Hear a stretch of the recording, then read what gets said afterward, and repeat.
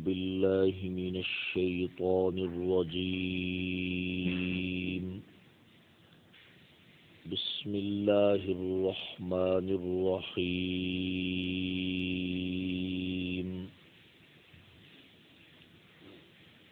ما كان الله ليذر المؤمنين على ما أنتم عليه حتى يميز الخبيث من الطيب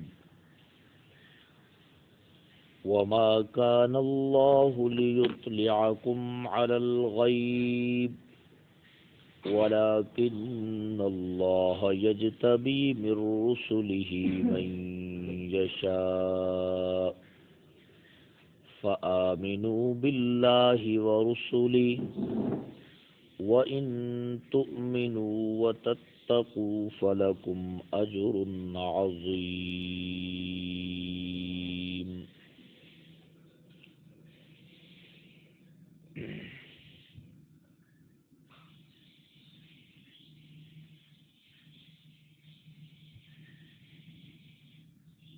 اس آیت مبارکہ کے لب لباب مغز اور خلاصہ آپ حضرات سن چکے ہیں کہ اس کا تعلق بھی غزوہ احد ہی کے ساتھ ہے، جس میں اس بات کی وضاحت اللہ رب العزت نے ارشاد فرمائی ہے کہ حضرات صحابہ کرام کے اوپر احد کے میدان میں مصائب، غم اور نزول شدائد کیوں ہوا؟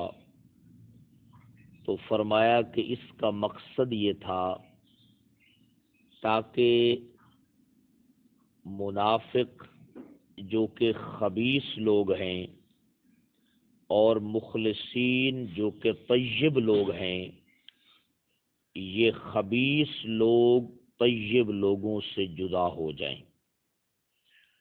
اللہ رب العزت اس بات کو نہیں چاہ رہے تھے کہ ایمان والے جس حالت پر ہیں، یعنی آپس میں ملے ہوئے ہیں، ان میں تمیز نہیں ہے، ان میں جدائی نہیں ہے کہ خبیث اور طیب تاکہ الگ الگ ہو جائیں۔ یہ غم اس لیے نازل کیا ہے کہ اس کے بعد اب خبیث اور طیب ایک دوسرے سے کیا ہو گئے ہیں؟ جدا ہو گئے ہیں۔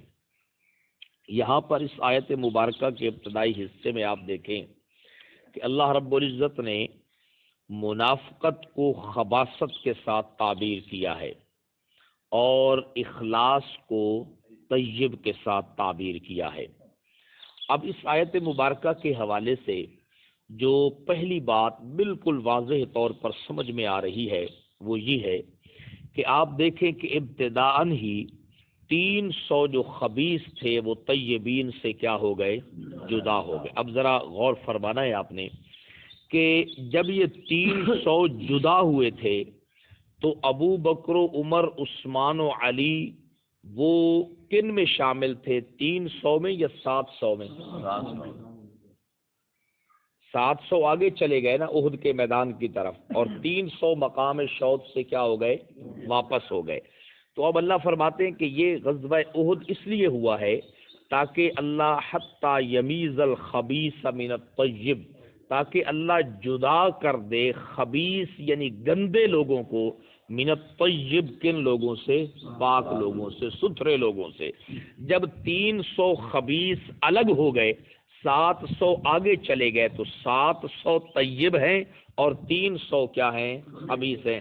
اور حضرت صدیق اکبر، فاروق اعظم جو ہیں یہ 700 میں شامل ہیں، نہ کہ پیچھے ہٹنے والے 300 میں شامل ہیں۔ خاص طور پہ حضرت صدیق اکبر رضی اللہ تعالیٰ عنہ کے حوالے سے تو یہ بات بھی میں پیچھے عرض کر چکا ہوں کہ وہ جو اللہ کے حبیب صلی اللہ علیہ وسلم نے دوسرے دن کہا تھا کہ غزوہ حمراء الاسد کی طرف نکلنا ہے، تو زخمی صحابہ کرام جو نکلے تھے اس جماعت کے اندر بھی حضرت صدیق اکبر رضی اللہ تعالی عنہ کیا تھے؟ شامل تھے۔ اس آیت مبارکہ کے ہوتے ہوئے بھی اگر کوئی آدمی ان شخصیات کو پھر بھی منافق کہتا ہے تو بس پھر وہ اپنے ایمان کی خیر منائے، اس کا قرآن مجید کے اوپر بالکل ایمان موجود نہیں ہے، کیونکہ اللہ فرماتے ہیں کہ غزوہ احد نے اس بات کو واضح کر دیا، غزوہ احد نے چھانٹی کر دی ہے، اور خبیث اور طیب ایک دوسرے سے کیا ہو گئے ہیں؟ جدا ہو گئے ہیں۔ دوسری بات یہ سمجھیں کہ اس آیت مبارکہ میں اللہ رب العزت نے منافقت کو قرار دیا ہے خباثت، اور اخلاص کو قرار دیا ہے طیب، سمجھا گیا نا؟ تو پتہ چل گیا کہ منافقت جو ہے نا اس کا دوسرا نام خباثت ہے، اور جناب والا ایمان کا دوسرا نام کیا ہے؟ پاکیزگی ہے۔ لیکن یہاں پر یہ جو خباثت ہے، اس خباثت سے مراد اعتقادی خباثت ہے۔ اس خباثت سے مراد کیا ہے؟ اعتقادی خباثت ہے۔ اس گندگی سے مراد اعتقادی گندگی ہے، اس لیے کہ یہ جو منافق تھے یہ ظاہری طور پر اللہ اور اس کے رسول کے اوپر ایمان لانے کا دعویٰ کر رہے تھے، حقیقتاً اندر میں یہ لوگ اللہ اور اس کے رسول پر ایمان نہیں رکھتے تھے، بلکہ یہ لوگ کیا تھے؟ کافر تھے۔ کئی بار یہ بات بھی آپ کی خدمت میں عرض کی ہے کہ جس طرح منافقت کی دو قسمیں ہیں، ایک اعتقادی منافقت ہے اور ایک عملی منافقت ہے۔ عملی منافقت کی جس طرح اللہ کے نبی صلی اللہ علیہ وسلم نے ظاہری طور پر کچھ علامتیں اور نشانیاں بیان فرمائی ہیں، جن میں سے ایک یہ ہے کہ جب بھی بات کرے گا تو کیا بولے گا؟ جھوٹ بولے گا۔ جب بھی بات کرے گا، کئی بار سمجھایا ہے کہ اگر کوئی آدمی اکا دکا ایک دو بار اس سے کمی بیشی ہو جاتی ہے تو وہ عملی منافقت نہیں ہے۔ عملی منافقت ہے اذا حدث کذب، وہ مستقل جھوٹا ہو، جب بھی بات کرے ہمیشہ کیا بولتا ہو؟ جھوٹ بولتا ہو، سمجھے گی؟ جب بھی وعدہ کرے وعدے میں کیا کرتا ہو؟ خلاف ورزی کرتا ہو، یعنی جھوٹ بولنا بھی اس کی مستقل عادت ہے، وعدہ خلافی بھی مستقل عادت ہے، امانت میں خیانت کرنا یہ بھی کیا ہے؟ مستقل عادت ہے۔ اذا اختصم فجر، کہ جب بھی کسی کے ساتھ اس کا جھگڑا ہو جائے تو پھر گالیاں نکالنا بھی اس کی مستقل کیا ہے؟ عادت ہے۔ تو یہ چار علامتیں ہیں عملی منافق کی، اور یہاں پر جس منافقت کا تذکرہ ہے اس سے عملی منافقت نہیں، اعتقادی منافقت مراد ہے، کیونکہ اس وقت جو عبداللہ بن ابی اور اس کی جو پارٹی تھی وہ عملی منافق نہیں تھے، بلکہ کیا تھے؟ اعتقادی منافق تھے جناب والا، کہ ان کے دل کے اندر اللہ اور اس کے رسول کے لیے ایمان موجود نہیں تھا۔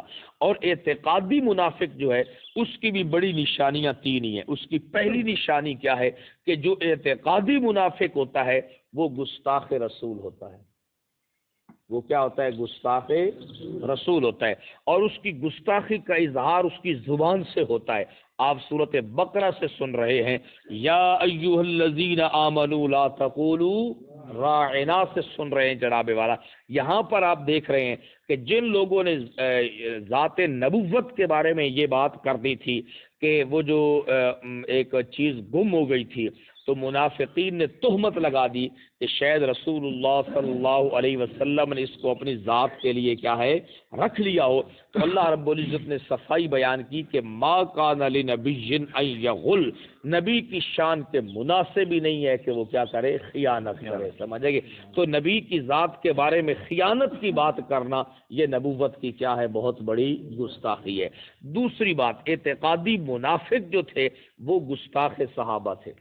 وہ کیا تھے؟ گستاخ صحابہ تھے۔ جو اعتقادی منافق ہیں ان کی بڑی نشانی ہے، ان میں سے ایک نشانی کیا ہے کہ وہ گستاخ رسول ہوتے ہیں۔ نمبر دو، اللہ کے نبی کی جماعت کے کیا ہوتے ہیں؟ یہی لوگ تھے نا جنہوں نے کہا تھا کیا ہم ان لوگوں کی طرح ایمان لائیں؟ یہ لوگ تو کیا ہیں بھائی؟ بے وقوف ہے، سمجھے گی؟ اور تیسری ان کی نشانی یہ ہوتی ہے کہ وہ اللہ اور اس کے رسول کی طرف سے نازل شدہ احکامات کا مذاق اڑاتے ہیں، سمجھے گی نا؟ اور ان کی بہت آسان پہچان جو ہے، یہ تین یاد نہ رہیں، ایک ایسا مسئلہ جس سے جلدی پہچان ہو جاتی ہے وہ ہے قتال فی سبیل اللہ، کیونکہ جو اعتقادی منافق ہے نا وہ نماز کے لیے بالکل نہیں بدکے گا، نماز کے لیے تیار ہوگا، روزے کے لیے تیار ہوگا، صوم کے لیے، حج کے لیے تیار ہوگا، لیکن جب قتال فی سبیل اللہ کا تذکرہ آئے گا تو پھر اعتقادی منافق خاموش رہ سکتا نہیں ہے، سمجھ رہے؟ تو منافق قتال فی سبیل اللہ والے مسئلے سے کیا ہے، بہت ڈرتا ہے اور بھاگتا ہے۔ تو یہاں پر جو فرمایا کہ حتی یمیز الخبیث من الطیب، یہاں پر منافقت کو خباثت قرار دیا گیا ہے اور اخلاص کو کیا قرار دیا گیا ہے، پاکیزگی قرار دیا گیا ہے، سمجھے گا؟ تو اللہ رب العزت سے اس بات کی دعا مانگنی چاہیے کہ اللہ رب العزت ہمارے دلوں کے اندر جو حضرات صحابہ کرام کی پاکیزگی تھی، اللہ رب العزت اس پاکیزگی کو ہمارے دلوں کے اندر بھی پیدا فرمائے، سمجھے گی؟ اور منافقت جو اعتقادی چیز ہے اور جو گندگی ہے اور خباثت ہے، اللہ اس سے ہماری کیا فرمائے، حفاظت فرمائے۔ اب ذرا دیکھیے قرآن مجید میں یہ انداز 2 مرتبہ استعمال کیا گیا ہے، ایک مرتبہ اس مقام کے اوپر جہاں پر اللہ رب العزت نے منافقت اور اخلاص کا تقابل کیا ہے، اور ایک جگہ کے اوپر اللہ رب العزت نے توحید کو جو ہے جناب والا اور شرک کا جہاں پر تقابل کیا ہے، وہاں پر بھی اللہ رب العزت نے اسی انداز کو اختیار کیا ہے۔ وہاں پر اللہ رب العزت نے یہ بات ارشاد فرمائی ہے، اللہ نے ایک مثال بیان کی ہے، اللہ فرماتے ہیں الم تر کیف ضرب اللہ، کیا مخاطب تو اس بات کو نہیں جانتا، اس بات کو نہیں دیکھتا، غور و فکر نہیں کرتا، کیسے بیان کرتا ہے اللہ مثال کلمتن طیبتن، اس کی کلمہ طیبہ کی۔ کلمہ طیبہ کا ہی دوسرا نام کیا ہے، ایمان ہے۔ کلمہ طیبہ کا دوسرا نام کیا ہے، عقیدہ توحید ہے، کیونکہ کلمہ طیبہ تو آپ سب دوستوں کو آتا ہے لا الہ الا اللہ محمد الرسول اللہ، تو یہ ہے کلمہ طیبہ۔ اب فرمایا کہ کلمہ طیبہ کی مثال کس کے ساتھ ہے، کشجرۃ طیبۃ، پاک درخت کے ساتھ، پاکیزہ درخت کے ساتھ، صاف ستھرے درخت کے ساتھ۔ یعنی آپ دیکھیں کہ عقیدہ توحید کے اوپر آدمی جس کلمے کے ذریعے سے داخل ہوتا ہے، اللہ اس کلمے کو بھی کیا کہہ رہے ہیں، پاک کہہ رہے ہیں، سمجھے گی؟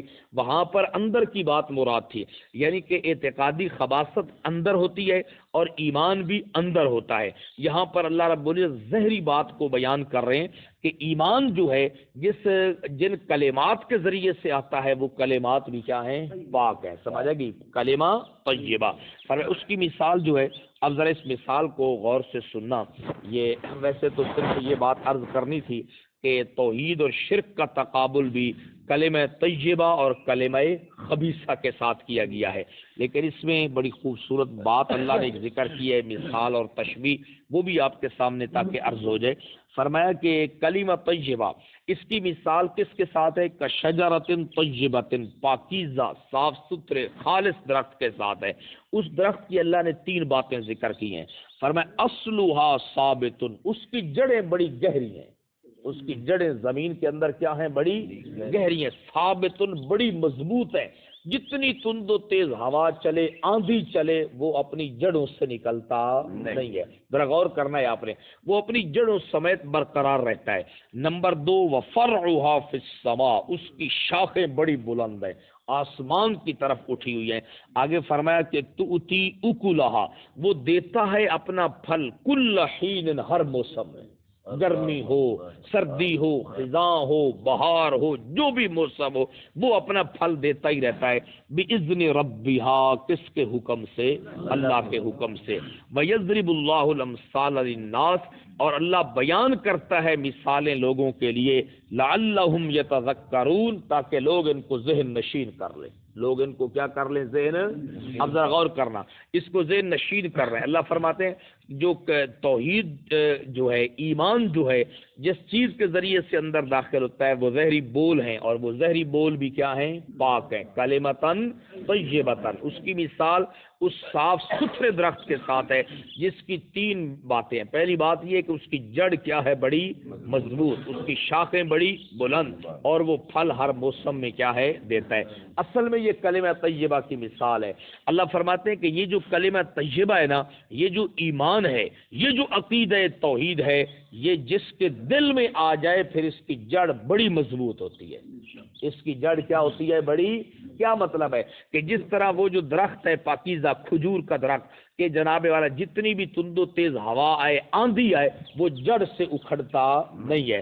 فرمایا کہ یہ جو ایمان والا کلمہ ہے توحید والا کلمہ اس کی مثال بھی اس کے ساتھ ہے کہ جب یہ دل میں داخل ہو جاتا ہے جب یہ اندر چلا جاتا ہے پھر اس کی جڑ دل کے اندر اتنی مضبوط ہو جاتی ہے کہ تکلیفیں پریشانیاں مصیبتیں بیماریاں کچھ بھی ہو جائیں یہ اس جڑ کو ہلا سکتی نہیں ہے. سمجھ. تو حضرات صحابہ کرام کی پوری زندگی اس بات کے اوپر واضح ہے.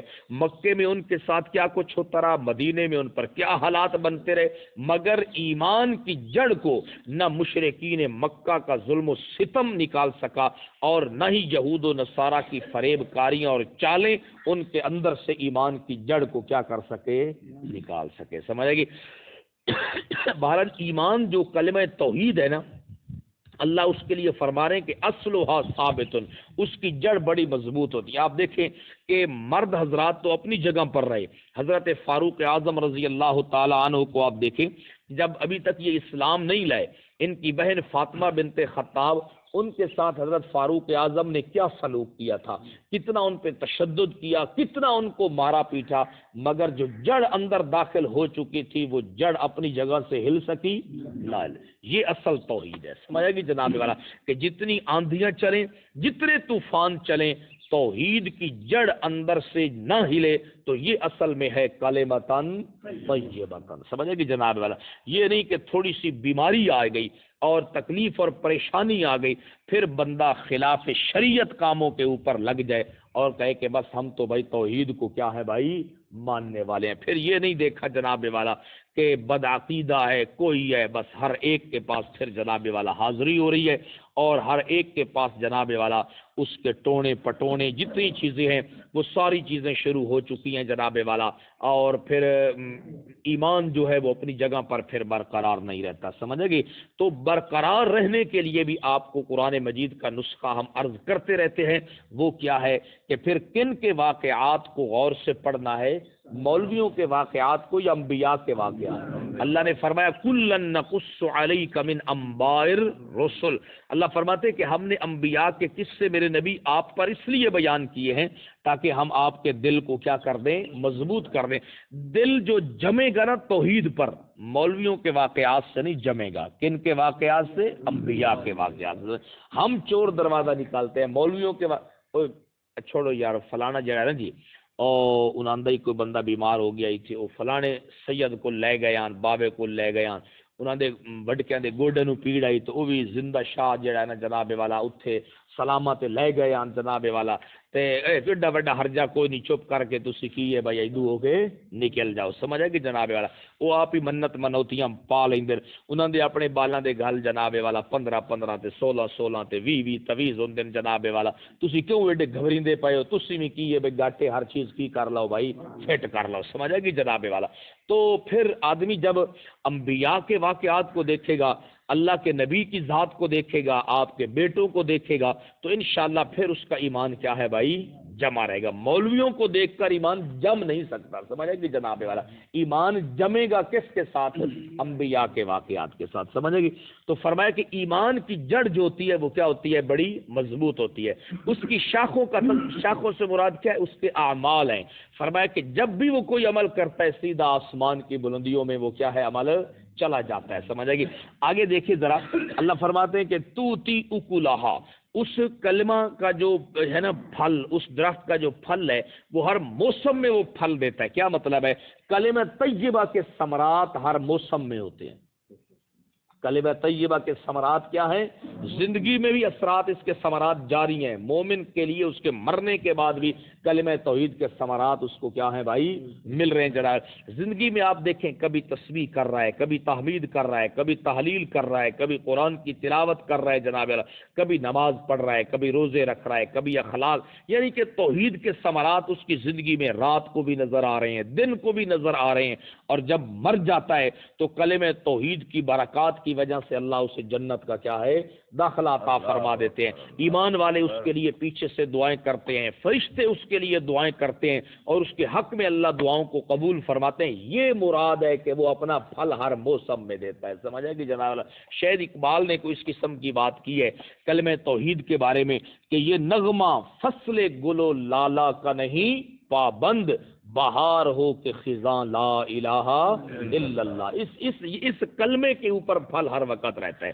اور آگے دیکھیے اللہ نے فرمایا وَمَثَلُ كَلِمَةٍ خَبِيثَةٍ وَمَثَلُ كَلِمَةٍ، دیکھو نا اب منافقت بھی خباثت ہے۔ اب یہاں پر دیکھیں جو شرک ہے نا، شرک اللہ فرماتے ہیں کہ شرک کا کلمہ بولنا یہ کلمہ بھی خبیث ہے، توحید کا کلمہ بھی پاک ہے اور شرک کا کلمہ بھی بولنا یہ بھی کیا ہے خبیث۔ اب آپ دیکھ لیں کہ جو آدمی شرک کا کلمہ بولتا ہے جب وہ کلمہ خبیث ہے تو اللہ کی نظر میں وہ بندہ کتنا بڑا خبیث ہوگا جو اپنے عمل سے شرک کرتا ہے۔ سمجھے کہ جناب والا تو فرمایا وَمَثَلُ كَلِمَةٍ، اس لیے اللہ سے دعا کیا کریں کہ اصل تو آدمی کا ایمان کا پتہ چلتا ہے جب آدمی کے اوپر حالات آتے ہیں، جب آدمی کے اوپر مصائب آتے ہیں، جب آدمی کے اوپر پریشانیاں آتی ہیں جناب والا، تو پھر آدمی کا پتہ چلتا ہے کہ آدمی کے ایمان کی جڑ اس کے دل میں کتنی مضبوط ہے۔ تو ایک تو دعا کرتے رہا کریں، دوسرا کن کے واقعات کو پڑھتے رہا کریں، انبیاء کے واقعات کو۔ سمجھے کہ جناب والا کشجرۃ خبیثۃ، فرمایا کہ اس شرک والے کلمے کی مثال، چونکہ وہ کلمہ بھی خبیث ہے، اس کی مثال بھی کس درخت کے ساتھ ہے جو درخت بھی کیا ہے خبیث ہے، برا ہے۔ اور اس کی مثال کیا ہے اجتثت من فوق الارض، جس کو زمین کے اوپر ہی اکھیڑ دیا گیا ہو، ما لہا من قرار، اس کے لیے کوئی زمین کے اندر ثابت قدمی نہیں ہوتی۔ حنظل کوڑ تمے کا جو درخت ہوتا ہے اس کی جڑیں زمین کے اندر گہری ہوتی ہیں یا اوپر پڑی ہوئی ہوتی ہے، اوپر ایسے اس کو اکھیڑ دو۔ سمجھے گی؟ تو بہرحال یہ بات اللہ رب العزت نے ارشاد فرمائی ہے کہ خباثت جو ہے یہ اس کی دو حالتیں ہیں، توحید اور شرک کا تقابل بھی کس کے ساتھ ہے؟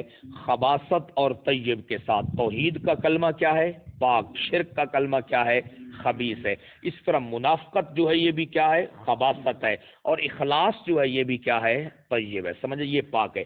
ایک اور مقام پر قرآن مجید نے خبیث اور طیب کا پھر تقابل کیا ہے حیا اور پاک دامنی کے حوالے سے۔ فرمایا حیا والے لوگ طیب ہیں اور بے حیا لوگ کیا ہیں؟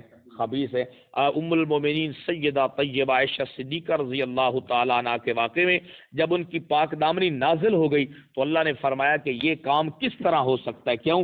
الخبیثات للخبیثین، یہ ناپاک عورتیں ناپاک لوگوں کے لیے ہوتی ہیں، والطیبات للطیبین، اور پاک عورتیں کن مردوں کے لیے ہوتی ہیں؟ پاک لوگوں کے لیے۔ فرمایا کہ عائشہ کی نسبت تو دیکھو کس مرد کی طرف ہے، وہ مرد طیب ہے۔ وہ مرد کیا ہے؟ طیب ہے جناب والا۔ تو طیب مردوں کا انتخاب طیب عورتیں ہی ہوتی ہیں، خبیث عورتیں نہیں ہوتی۔ تو وہاں سے یہ بات سمجھائی جا رہی ہے کہ عملی طور پر خبیث اصل میں وہ ہے جو کردار کا گندا ہے، جو کردار کا کیا ہے؟ گندا۔ اصل خبیث وہ ہے جناب والا جس کے نظر میں کسی کی بیٹی بیوی بہن کی کوئی عزت اور احترام نہیں ہے۔ سمجھ آئے گی نا؟ تو تین قسم کے لوگوں کے لیے قرآن مجید میں یہ چیز استعمال ہوئی ہے، تینوں آپ کی خدمت میں عرض کر دی ہیں کہ جس کے اندر جناب والا منافقت ہے وہ بندہ بھی کیا ہے؟ خبیث ہے، اور شرک کرنے والا بندہ بھی کیا ہے؟ خبیث ہے، اور بے حیا بندہ جو ہے وہ بھی کیا ہے؟ خبیث ہے۔ سمجھ آئے گی؟ یہ بات اپنے ذہن میں آپ بٹھا لیں۔ یہ خلاصہ میں نے عرض کر دیا جناب والا۔ آگے جو بات میں آپ کو کئی عرصے سے سمجھا رہا ہوں وہ بھی اب سمجھ جائیں جناب والا، کہ جو میں آپ کو سمجھاتا رہتا ہوں کہ صحابیت بڑا اونچا مقام ہے، اور اللہ کے نبی پر ایمان، آپ کو دیکھنا، آپ کی صحبت کی برکات بہت اونچا مقام ہے۔ دیکھیے اللہ جن کے لیے کہتے ہیں رضی اللہ، کئی اللہ کہتے ہیں یہ مفلحون ہیں، کئی اللہ کہتے ہیں یہ متقون ہیں، کئی اللہ کہتے ہیں یہ راشدون ہیں، مگر اتنی شان کے ہوتے ہوئے بھی صفات نبوت کے قریب نہیں جا سکتے۔ جو صفات نبوت کے لیے خاص ہیں ان میں صحابہ کرام کو دخل دینے کی اجازت یہ دیکھ، بس یہ بات سمجھ جائیں تاکہ آپ کو پتہ چل جائے کہ صحابیت جتنی اونچی سی اونچی ہو جائے، صدیق کے مقام کو پہنچ جائے، مگر شان نبوت اور صفات نبوت میں ان کا کوئی دخل نہیں ہے۔ اسی طرح نبوت جتنے اعلیٰ مقام پہ پہنچ جائے، حتیٰ کہ ختم نبوت تک پہنچ جائے، خالق کی صفات میں بھی ان کا کوئی دخل نہیں۔ یہ دیکھ لیجئے، اللہ رب العزت نے یہ بات آگے فرما دی کہ یا اللہ پھر تو نے جو خبیث کو طیب سے پاک کرنا تھا تو اتنا غم کیوں نازل کیا، ویسے ہی بتا دیتا۔ فرمایا کسی کے دل کے بارے میں بات بتانا، اس کا تعلق تو غیب کے ساتھ ہے، اور غیب کی خبریں صرف میں نبیوں پہ نازل کرتا ہوں، تمہارے اوپر نازل نہیں کرتا۔ فرق ہے نبوت اور صحابیت کا یا کوئی نہیں ہے نا جناب والا؟ یہ دیکھیں کتنی شان ہے۔ جو پیچھے آپ سن رہے ہیں کہ اللہ کبھی ان سے ناراض بھی ہوتے ہیں، لیکن پھر خود کہتے ہیں میں نے معاف کر دیا، میں تم سے راضی ہو گیا، میرا نبی تو بھی ان کو معاف کر دے، یہ بڑے امانت دار ہیں ان سے۔ دیکھو ساری باتیں بیان کی ہیں، لیکن اللہ کہتے ہیں نا، یہ جو دل کی بات ہے، یہ جو پردے والی بات ہے، اس کا تعلق تو غیب کے ساتھ۔ دیکھو نا دل کے اندر جو چیز ہے اس کو بھی قرآن نے کیا کہا ہے کہ یہ غیب ہے جناب والا، اور فرمایا کہ بغیر تمہارے اوپر اس قسم کی خبر نازل نہیں ہو سکتی۔ سمجھے گی؟ یہ بات اپنے ذہن میں بٹھا لیں کہ خالق کی صفات مخلوق کے اندر نہیں ہے، نبوت والی صفات صحابیت کے اندر نہیں ہے، ہر ایک کا مقام جدا جدا ہے۔ سمجھے گی؟ اس آیت مبارکہ میں جو اگلے الفاظ ہیں نا، وَلَٰكِنَّ اللَّهَ يَجْتَبِي مِن رُّسُلِهِ مَن يَشَاءُ، کل انشاءاللہ اس کے ترجمے کے بارے میں عرض کرنا ہے اور آپ کو بتانا ہے کہ اعلیٰ حضرت فاضل بریلوی نے اس کا ترجمہ غلط کیا ہے۔ اس کا ترجمہ کیا کیا ہے؟ غلط کیا ہے، اور میں نے نہیں کہا، وہ ان کے اپنے مکتب کے بہت بڑے آدمی ہیں جنہوں نے تفسیر میں لکھا ہے کہ اس آیت کا ترجمہ جو تھانوی صاحب نے کیا ہے وہ درست ہے، اور جو اعلیٰ حضرت نے کیا ہے وہ کیا ہے؟ غلط۔ یہ کل آپ سنیں گے، پھر آپ کو پتہ چلے گا کہ شان نبوت اور رسالت کو کس حد تک ہم مانتے ہیں اور کس حد تک لوگ مانتے ہیں۔ یہ مر رسول ہی کے لفظ کے اوپر بات ہے، سمجھ آئے گی؟ بہت ہی بہترین بات ہے، جس کا خلاصہ یہ ہے، خلاصہ عرض کر دیتا ہوں کہ آپ پریشان نہ ہو جائیں کہ وہ کیا ترجمہ ہے کہ اعلیٰ حضرت نے غلط کیا ہے، کہ اللہ کی طرف سے غیب کی خبروں کا نزول بعض رسولوں پر ہوتا ہے یا سارے رسولوں پر؟ سارے رسولوں۔ یہ اصل بات ہے، یہ ترجمے میں بات ہے۔ اعلیٰ حضرت کا نے جو ترجمہ کیا ہے اور اس میں اس نے ثابت کیا ہے کہ سارے رسولوں پر نہیں بلکہ کیا ہے؟ بعض رسولوں پر۔ یہ غلط ترجمہ ہے۔ اللہ کی طرف سے غیب کی خبروں کا نزول اپنے سارے رسولوں پر ہوتا ہے، سمجھے کہ جناب؟ اس کے بارے میں یہی بات ہے کہ آپ پریشان نہ ہو جائیں کہ یہ کیا ہے ترجمہ ہے، کہ بریلویوں کا ترجمہ جو ہے یہ کس طرح غلط ہو گیا ہے۔ وہ تو بیچارے عاشق رسول ہیں۔ فرمایا جی ما کان اللہ لیذر المؤمنین، یہ ترجمہ انشاءاللہ آپ کی خدمت میں کل عرض کریں گے کہ یہ ترجمہ غلط کیوں ہے۔ ما کان اللہ لیذر المؤمنین، نہیں ہے اللہ تاکہ چھوڑ دے ایمان والوں کو اس حالت پر جس حالت پر تم ہو، یعنی ملے جلے ہو، نہیں یہ نہیں ہے۔ فرمایا کہ پردے والی چیزوں پر تمہاری اطلاع آتی ہے ان مصائب اور نزول کے پریشانیوں کے واقعات سے، کہ جب یہ آتی ہیں تو کسی کے دل کی جو اصل حالت ہوتی ہے وہ تم پر کیا ہو جاتی ہے؟ ظاہر ہو جاتی ہے، اور اس کے بغیر پردے کی بات کا نازل ہونا یہ تمہاری صفات میں بھی نہیں ہے۔ حتیٰ یمیز الخبیث من الطیب، یہاں تک کہ اللہ جدا کر دے گندے کو کس سے؟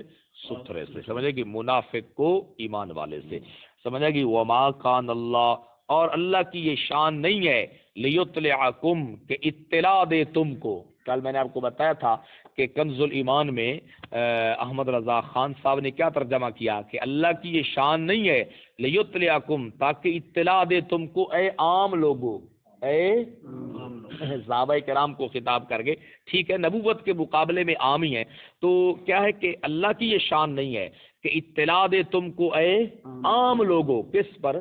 غیب پر، سمجھے؟ اگر صحابہ کرام کو نبوت کے بتائے بغیر کسی کے دل کی حالت معلوم نہیں ہو سکتی تو کیا خیال ہے 14ویں صدی کے جو عام لوگ ہیں ان کو بغیر کسی وحی کے ڈائریکٹ وہ لوگوں کو دور سے دیکھ کر ان کے دل کی بات کو سمجھ جائے، اس پہ کبھی بھی ایمان نہ رکھنا، سمجھ آئے گی؟ یہ دیکھ لیجیے، اللہ فرماتے ہیں کہ مصائب کے بغیر کسی کے دل کی حالت کا پتہ چل جانا اس کو غیب کہتے ہیں، اور یہ خبر صرف نبوت پہ نازل ہوتی ہے۔ آگے نبی کسی کو بتا دے تو پھر پتہ چل سکتا ہے، اور آج اللہ کے نبی کسی کو بتا رہے ہیں، کوئی وحی نازل ہو رہی ہے؟ کوئی بات نہیں ہے۔ وَلَٰكِنَّ اللَّهَ يَجْتَبِي مِن رُّسُلِهِ مَن يَشَاءُ، ترجمہ اس کا کل ہی عرض کروں گا، خلاصہ عرض کر دیے۔